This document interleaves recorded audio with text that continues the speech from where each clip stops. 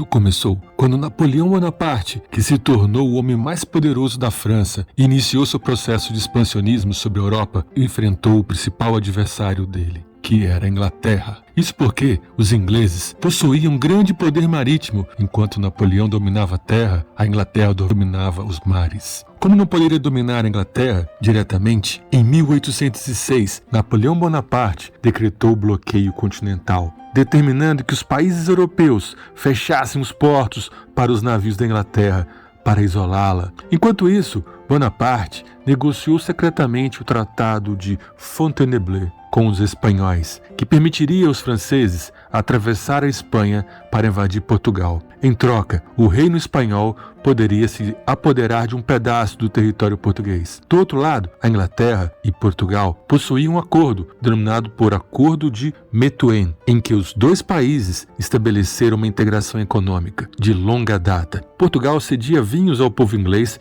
e a Inglaterra era responsável pelo suprimento têxtil da nação portuguesa. Dessa forma, Portugal não aderiu ao bloqueio continental devido à longa aliança política e comercial com os ingleses, e por esse motivo, Napoleão ordenou a invasão do território português. Sabendo disso, em 22 de outubro de 1807, o príncipe regente Dom João, filho da rainha Maria I, conhecida depois como Rainha Maria a Louca, e o rei da Inglaterra, Jorge III, assinaram uma convenção secreta que transferia a sede monárquica de Portugal para o Brasil. Neste mesmo documento, ficava estabelecido que as tropas britânicas se instalariam na Ilha da Madeira, temporariamente. Como parte do acordo, o governo português também se comprometeu a assinar um tratado comercial com a Inglaterra após chegar ao Brasil. Com isso, o príncipe regente Dom João determinou que toda a família real seria transferida para o Brasil. Também viajariam ministros e empregados, totalizando valores que são bem variáveis hoje, mas que algumas fontes diziam que chegava a 15 mil pessoas, representando de 2 a 5% da população portuguesa. Atualmente, esses números estão sendo revistos, pois muitos historiadores consideravam a cifra exagerada. De qualquer forma, o povo, os nobres e a família real estavam fugindo de Portugal, com medo do francês Napoleão.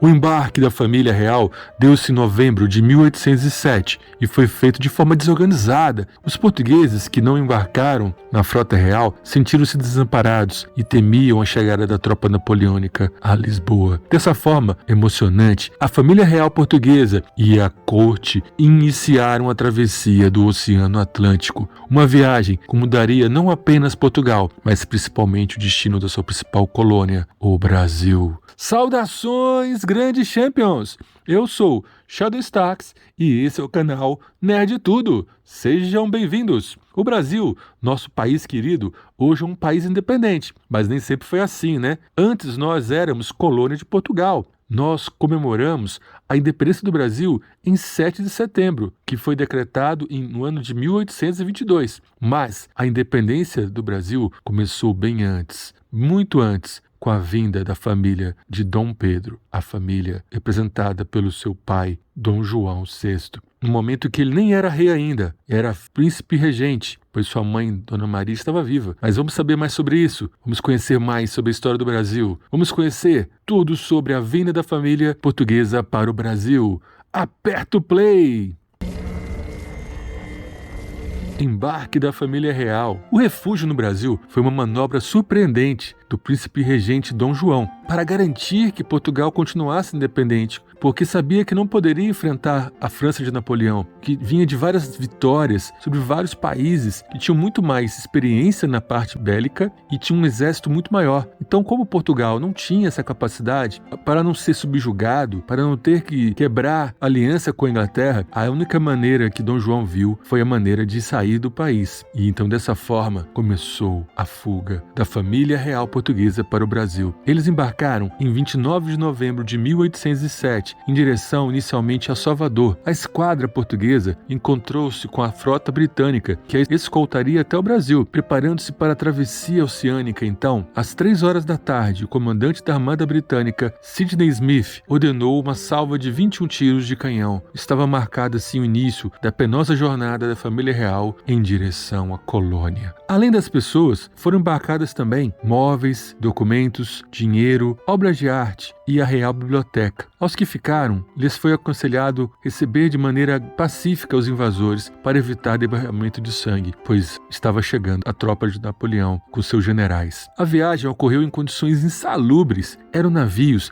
que eram verdadeiros tábuas velhas, desconfortáveis, vulneráveis no caso de combate e carentes de reparos. No Afonso de Albuquerque, um dos navios, no caso em que viajava Carlota Joaquina, uma infestação de piolhos aconteceu, obrigando todas as mulheres, incluindo a princesa Carlota Joaquina, a raspar o cabelo. Ratos eram abundantes nas embarcações, o que aumentava o risco de uma epidemia. Por causa da alimentação também precária, distúrbios intestinais se tornaram comuns. Para os nobres portugueses em fuga, a situação não poderia ser mais constrangedora, pois não existia banheiro para todos. Dom João e sua mãe, a Rainha Maria, estavam no navio Príncipe Real, acompanhados de Pedro e Miguel, seus filhos, com a Carlota Joaquina. 4 das 6 filhas do casal viajavam com a mãe, no Afonso de Albuquerque, e as outras 2 filhas seguiam na Rainha de Portugal. No dia 8 de dezembro, perto da Ilha da Madeira, uma violenta tempestade fez estragos consideráveis. Na esquadra portuguesa, mastros foram quebrados e velas rasgadas. A péssima condição de visibilidade obrigou as embarcações a parar, sobretudo porque aquela era uma área de navegação arriscada. A frota dispersou-se e uma parte dela seguiu direto para o Rio de Janeiro. Alguns navios britânicos já tinham voltado para a Europa, a fim de reforçar o cerco a Lisboa, invadida já por tropas de Napoleão. A viagem, finalmente, depois de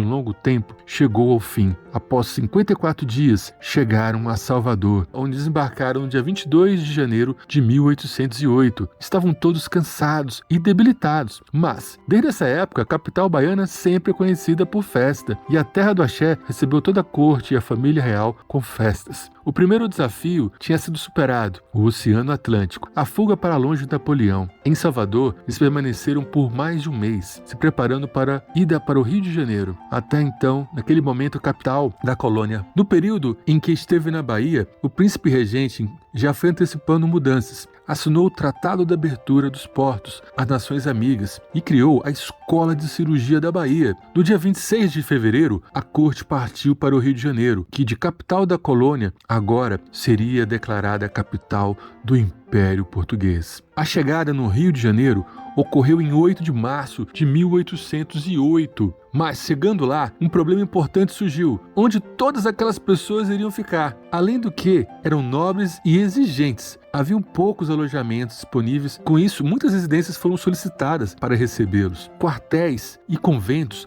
também foram usados para acomodar a grande quantidade de pessoas da corte. As casas que eram escolhidas pelos nobres recebiam em sua fachada a inscrição PR, que significava Príncipe Regente, e indicava a saída dos moradores para disponibilizar o imóvel. No entanto, como sempre, o brasileiro gosta sempre de trollar. A população interpretou a sigla ironicamente como "ponha-se na rua", já que eles tiveram que ser expulsos literalmente das suas casas para que as famílias de nobres pudessem se alojar. Consequências da vinda da família real. A transferência da família real e sua comitiva contribuiu para significativas mudanças no Brasil e no Rio de Janeiro. A capital agora do reino tinha que atender 2 condições. O Brasil teria que ser muito mais evoluído, pois era a capital do reino, e outra é que Portugal tinha dívidas com o acordo com a Inglaterra. Uma das suas principais medidas, então, foi a abertura dos portos. Todas as nações amigas de Portugal puderam comercializar com o Brasil, mas, logicamente, no primeiro momento, isso significava muito mais comércio, principalmente com a Inglaterra. Por sua vez, também, o Rio de Janeiro se tornou a capital do Reino de Portugal, e foram realizados melhoramentos e levantados novos edifícios públicos na cidade. A cidade mudou para melhor. Com a abertura dos portos, o comércio foi diversificado, passando a diferentes serviços como cabeleireiros, chapeleiros, modistas, serviços que antes o antiquado Rio de Janeiro não tinha desenvolvido. Dom João também abriu a imprensa régia, de onde surgiu a Gazeta do Rio de Janeiro, primeira publicação oficial dentro do Brasil, e foram criadas instituições também, como a Real Academia Militar, Jardim Botânico, a Real Fábrica de Pólvora, o Banco do Brasil, que foi criado nessa época, o Laboratório Químico Prático, e a fim de estreitar os laços comerciais e políticos ainda mais com os ingleses, Dom João assinou em 1810 o Tratado de Aliança e Amizade do Comércio e Navegação com o Reino Unido. O Brasil se tornava um grande polo de consumo dos produtos ingleses. E essa condição fez com que Portugal perdesse o monopólio sobre o comércio com o Brasil, e a elite agrária passou a sonhar com a independência com isso. O compromisso do fim do tráfico negreiro também foi estabelecido, em vistas da abolição da escravidão, algo que demorou alguns anos ainda. O direito de extraterritorialidade, isso permitia aos súditos ingleses que cometessem crimes em domínios portugueses serem processados por magistrados ingleses segundo a lei inglesa, e não portuguesa ou brasileira. A permissão também de que a Inquisição não seria implantada no Brasil. Dessa maneira, os protestantes não seriam incomodados, já que a maior parte dos ingleses eram protestantes. Outra mudança importante foi a vida cultural do Rio de Janeiro. Com o desenvolvimento econômico, a arte também foi um dos setores que mais receberam impacto da transferência da corte. A Real Biblioteca de Portugal foi transferida integralmente de Lisboa para o Rio de Janeiro em 1810. O acervo inicial de 60 mil volumes era composto por livros, mapas, manuscritos, estampas e medalhas, e foi a origem da atual Biblioteca Nacional que temos hoje. Para o entretenimento dos integrantes da corte, houve também uma evolução. Foi fundado em 1813 o Real Teatro São João, onde atualmente o Teatro João Caetano. Na música, o compositor português Marcos Portugal, o padre José Maurício, escreveram na época as mais belas melodias das Américas, expandindo a música. Com o fim das guerras também napoleônicas, depois de alguns anos, os vários artistas franceses se viram sem trabalho e recorreram a Dom João para seguir suas carreiras. Tem início assim a chamada Missão Francesa, que possibilitaria a abertura da Escola Real de Artes, Ciências e Ofícios. E finalmente, a principal consequência da vinda da família real para o Brasil foi a aceleração do processo de independência do país. Já em 1815, com o fim das guerras napoleônicas, o Brasil foi declarado parte do Reino Unido de Portugal e Algarves, deixando de ser uma colônia. Isso foi necessário, pois os dirigentes europeus, reunidos no Congresso de Viena, não reconheciam a autoridade de Dom João numa simples possessão ultramarina. Então ele teve que se adaptar a essas mudanças. Outra coisa importante também foi a permanência da família real no Brasil. Foi decisiva para manter a unificação territorial do Brasil, pois reuniu parte da elite e da população em torno da figura do soberano e fez com que, diferente do resto das Américas, a América Latina principalmente, que tinha se fragmentado em vários países, permanecesse unido num país só. E finalmente, após tantos anos, apesar de ser uma figura caricata e muitos filmes mostraram a figura de Dom João VI como um glutão e uma pessoa incompetente, ele conseguiu fazer com que houvesse mudanças que foram determinantes para que no futuro o Brasil tornasse independente. Mas, no entanto, a sua permanência no Brasil teve um tempo para acabar. A volta de Dom João a Portugal ocorreu em 1821, como consequência direta da Revolução do Porto, em 1820, e da convocação das cortes, que idealizavam o retorno da família real e da corte portuguesa, pois já não tinha mais motivo para a família portuguesa estar no Brasil, já que Napoleão tinha sido derrotado e tinha sido restaurado o poder da maneira que era antes das invasões napoleônicas. Não fosse a pressão vinda de Portugal, talvez Dom João VI teria ficado mais tempo no Brasil, pois era um país que ele gostava muito. Porém, apesar do descontentamento, Dom João foi obrigado a voltar, mesmo gostando muito do Brasil, país em que ele aprendeu a amar. Mas seu filho Dom Pedro ficaria no Brasil. Com isso, no dia 26 de abril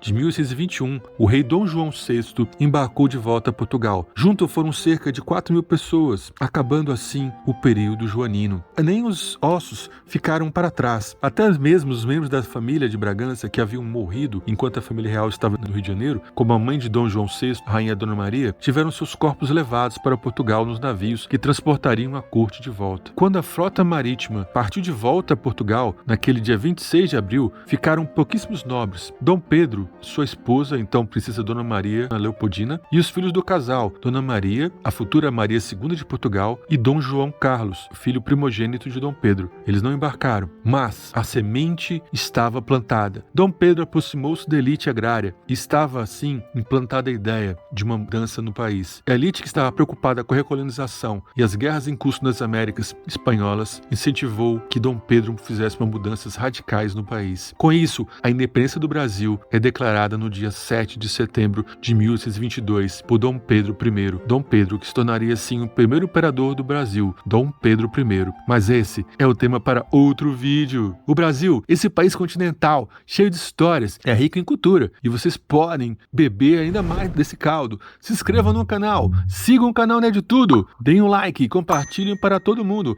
porque aqui é o canal que atravessa o oceano da ignorância e abre os portos do conhecimento. Valeu, canal Nerd Tudo! Valeu, grandes champions!